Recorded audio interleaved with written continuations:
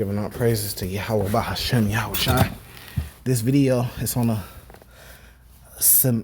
I don't know exactly how you pronounce it. I think it's Samoan or Seminole tribe, right? Which Native Americans, we believe that they are Israelites. But I had another video that I wanted to bring out, but that video went private for some reason, so I wasn't able to bring that video out. But what they're doing is, well, the whole reason of me wanting to bring the video out in the first place is to show how, you know, they live on their reservations, how they have reservations. They got things like schooling. They got things like healthcare, hospitals, basically, like, and they're worth like billions of dollars, and they built majority of their wealth off Hard Rock, a casino, and casino slash like a hotel, like a resort, pretty much. And they're worth billions. They're actually one of the most wealthiest tribes or groups in America. And the fact that they say they was never conquered by America. So here it is, where they basically have some type of sovereignty, their own lands, right? Own hospitals, own schooling, their own communities and they have their own laws, right? And it's been this way for hundreds of years. But they are considered Hebrew Israelites. That's what we would consider them, you know, maybe from the tribe Gad. But the excuse for why blacks can't do that, so-called blacks, tribe of Judah can't do that, has always been, and you get this from these various different camps, well, we can't do that because we're under the curses. Well, here's another Israelite group that is also under the curses, right? But like I said, they the only Native American tribe that they say wasn't conquered by Esau, the Edomites. They got sovereignty, meaning they got their own government, their own laws, right? They got their own land, right? Hospitals, schooling, restaurants, casinos, hotels. I'm talking about the video that I wanted to get. It showed like they got blocks and blocks and blocks on their land. So now you'll think they're living in the ghettos or teepees or run down old school homes on their land. No, their houses look like rich suburbs. They got 2-story, 4-bedroom homes, really nice homes for blocks and blocks and blocks. They are living first class type of way.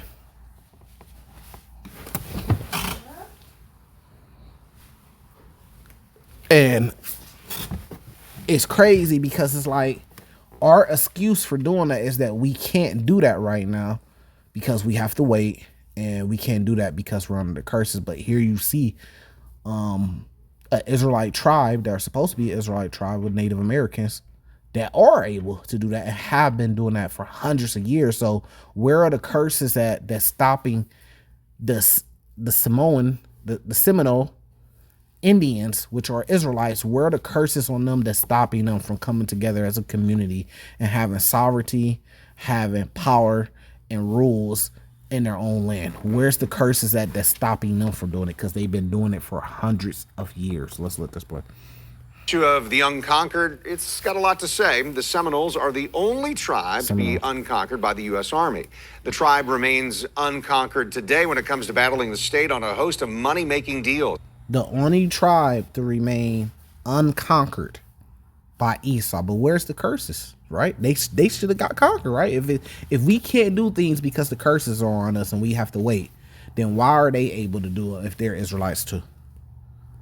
As Mike Vasalinda tells us, this may continue under the gambling deal being considered this week by lawmakers in their special legislative session. In 1977, the Seminole tribe opened drive-through cigarette shops, not charging or collecting the state's then 23 cents a pack tax. It raised millions, but began a contentious battle with the governor and legislature.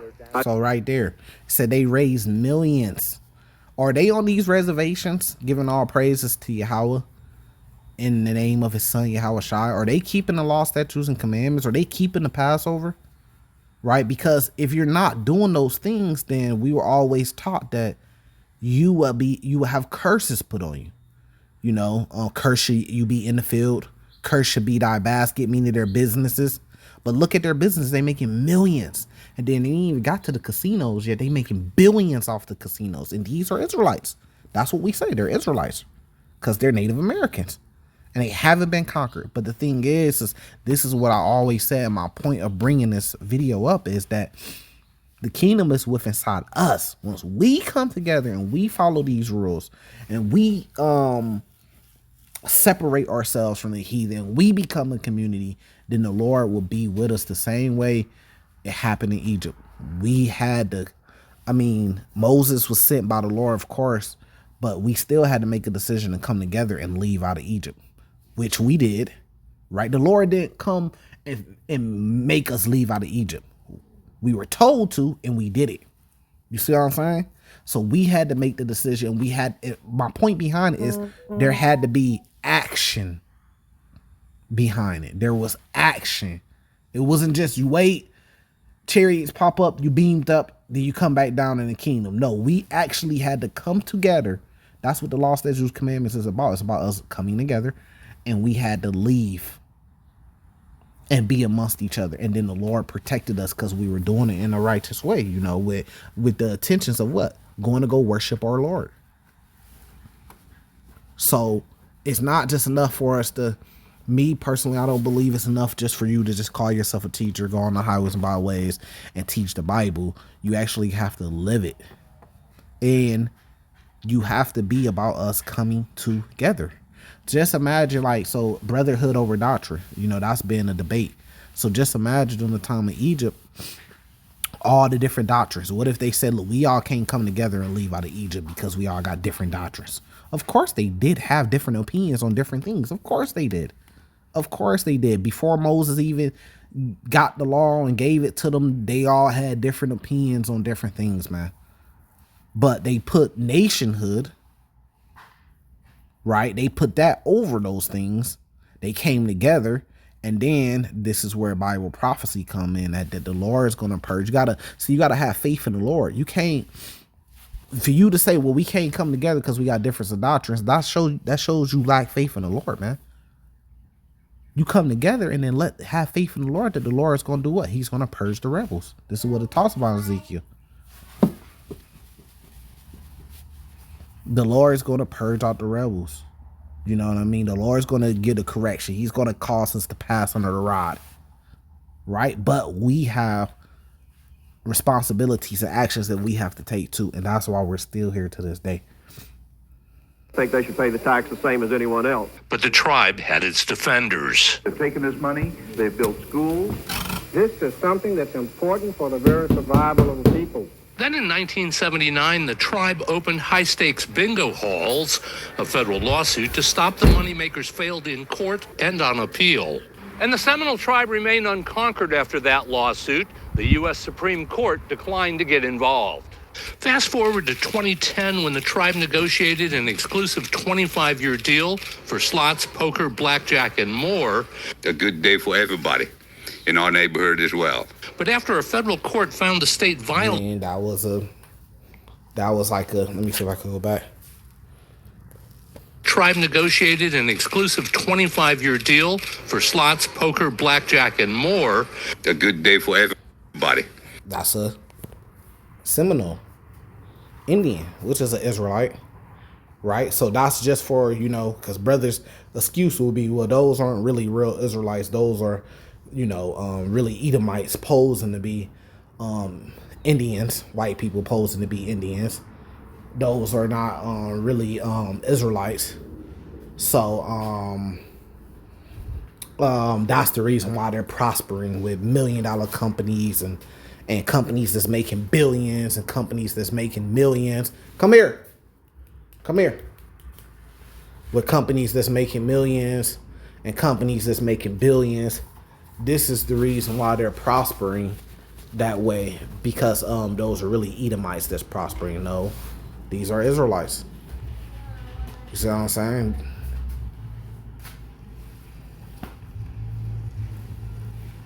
Slocky.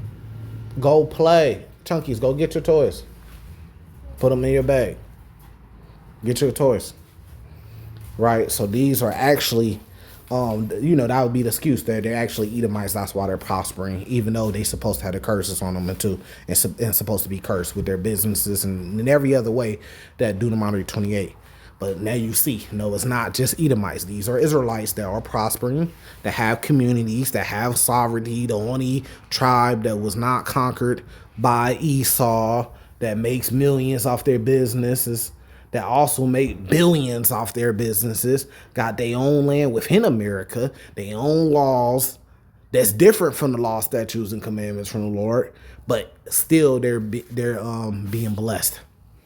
Because when you really break down what the law, statutes, and commandments are there for, the law, statutes, commandments is all about us coming together. So how could you say doctrine over nationhood, doctrine over brotherhood, when the law, statutes, commandments is just a way for us all to come together? Now, when you have a nation, right, you're going to have differences of opinions on the laws.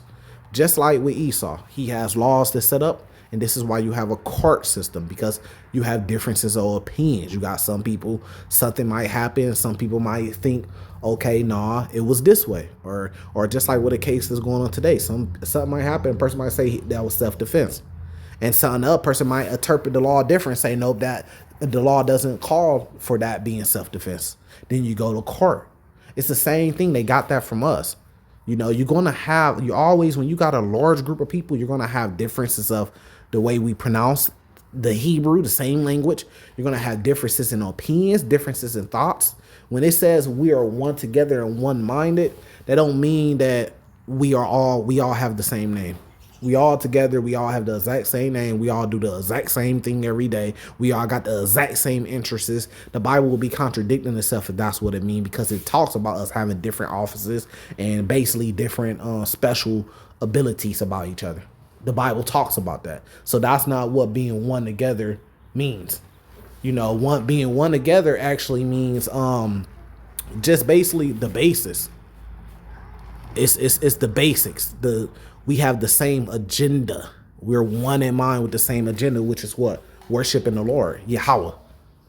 Right? But within that, though, you're going to have people that look at the laws that the Lord they're going to perceive them different. That's why you have priests set up. That's why you have a process when things happen to determine who was right and who was wrong. You read that in the Apocrypha. I forgot the name of the book with the girl, with the old man that was supposed to be more wise.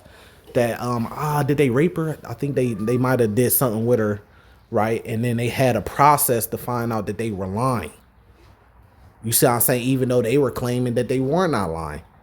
So you can't just say it's about doctrine. We're always going to have differences of doctrine and differences of the way. You had different sects of Israelites all throughout history.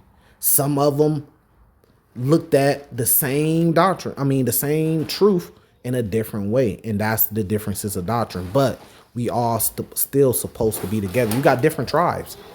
So we may say Yahweh, right, as Judah, but then Issachar may pronounce it a slightly different. You see what I'm saying? Because their accent, because the way they speak, they might say it a little bit different, but we saying the same thing. You're always going to have that. We got to stop the mindset of thinking that that's going to go away. You're going to have differences.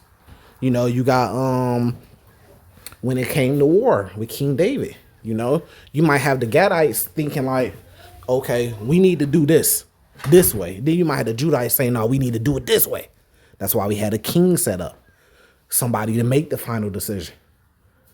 That's why we got priesthood set up to be able to speak with the Lord and make decisions. But you're always going to have differences at some point, you know what I mean? But those things are going to be worked out. That's why it says in Revelations 21 that there was no need for the sun or no need for the moon. Why? Because it's talking about wisdom and knowledge, coming from the world, at least Because Yahushua was going to be the temple therein, meaning that we was going to get our wisdom and our knowledge directly from him, from Yahushua. And there's going to be correction. There's people that's going to think a certain type of way. Even when Yahushua walked the earth, his disciples, they had different thoughts and opinions on different things. And they were corrected by Yahushua. They had to be corrected. And that was going on even after Yahushua was crucified. You still had it between the apostles, differences of thoughts and corrections that had to be going on. That's always going to happen. That cannot be an excuse from us coming together, because the law, statutes, commandments, all the law, statutes, you wrap up all the law, statutes, and commandments. All they are is laws, statutes, and commandments on how to deal with each other, how to be civilized, basically, amongst each other. Don't do this to them. Don't kill them. Don't steal them. Hey, your mother, your father, you're supposed to honor them. Hey, keep these high holy days to honor me. That's what the laws is, to make us all one together, one people. And we could do that. The Lord's waiting on us. It's not so much that we got to wait on the Lord. No, the Lord waiting on us to do this and to come together. As you see, there's Israelites that's doing it already. That's been doing it for, and you can't even say, well, let's see how long that's going to last. They've been doing this for hundreds of years with the Seminole Indians. Hundreds of years they've been prospering in America. So when we say come up out of her, that's not flee America doctrine. I don't mean that you got to go to Africa or flee back to Africa or something like that. You got Israelite tribes that's doing it here in America. You see what I'm saying? But when they on their reservations, they got their own laws. They got their own ways that obviously work for them. Less crime. The streets were so clean. You know what I mean? The people were so peaceful. Because they came up out of America. They came up out of the cities. They came up out of American ways. Because, so they wouldn't, like it says in Revelations, so you wouldn't be, get caught up in her plagues. So what's the excuse for that? Because that's what I was always taught. That's what I always heard. Hey, we can't build communities because we already tried to do that, and Esau came against us every time we did that, because we're still under the curses and we have to wait for the Lord. But here's a Israelite tribes, Native Americans that we see that have been doing it for hundreds of years and been prospering. So what? Do the curses not count for them? So they don't have the curses on them or something like that? It don't count for them then? So they could come together in communities and have sovereignty and have rules and have laws and have businesses, successful business, because the curses just pretty much skipped over them, huh? It make sense. So why are they so prosperous and been like that for hundreds of years? What's going on? I thought we were under the curses and we couldn't do that. With that, I'm going to say salvation to the elect. Shalom.